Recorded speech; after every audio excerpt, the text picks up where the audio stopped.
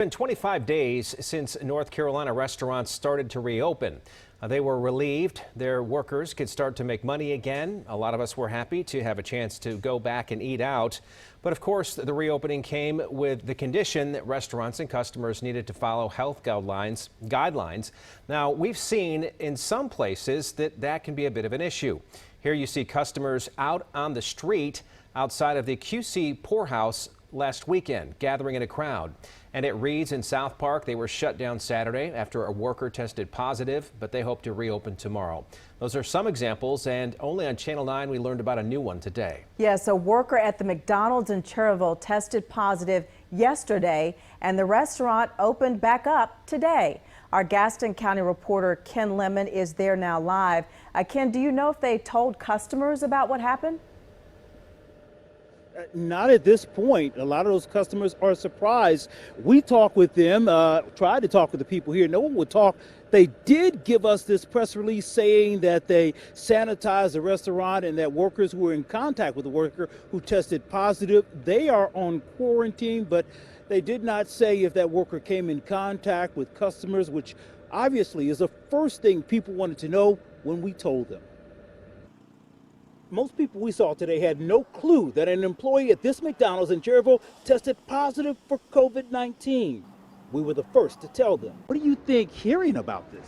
I ain't going back after that. The owner and operator of this store said as soon as they learned that one of their employees was under a doctor's care for COVID-19, they shut the restaurant down to clean up. Witnesses told me they saw the drive-thru close at 4 Monday afternoon, and it reopened by midnight. Yeah, still got people coming through. They're open. Oh, they're open? The same thing happened at the Reed's in South Park. It closed Saturday, and operators planned to stay closed while all employees were tested. The employee that contracted COVID at this store was asymptomatic. It reflects a trend across the state. In Gaston County, the percentage of positive cases has jumped by 300% this month.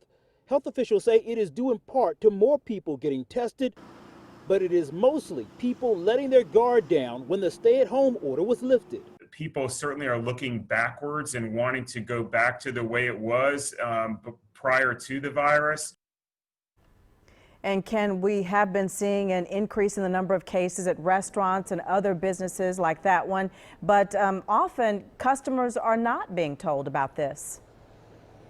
Yeah, and they're not being told, and we reached out to health officials here in the county. We also got some information from the state here on the county level. We're told that other employees are more at risk than the customers are in a case like this. The State Department of Health and Human Services said that restaurants are not required to report single cases or even outbreaks of COVID-19, Erica. Okay, so that's interesting. They don't have to report outbreaks, but we have seen places like nursing homes have to report. Thank you, Ken.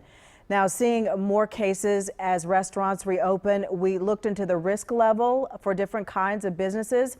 And take a look at what we found. The website MLive asked 4 health experts to break down the risk of activities ranging from getting takeout to going to get groceries to swimming at a public pool and going to the gym. Now, when it comes to restaurants, it says getting takeout is one of the safest things you can actually do.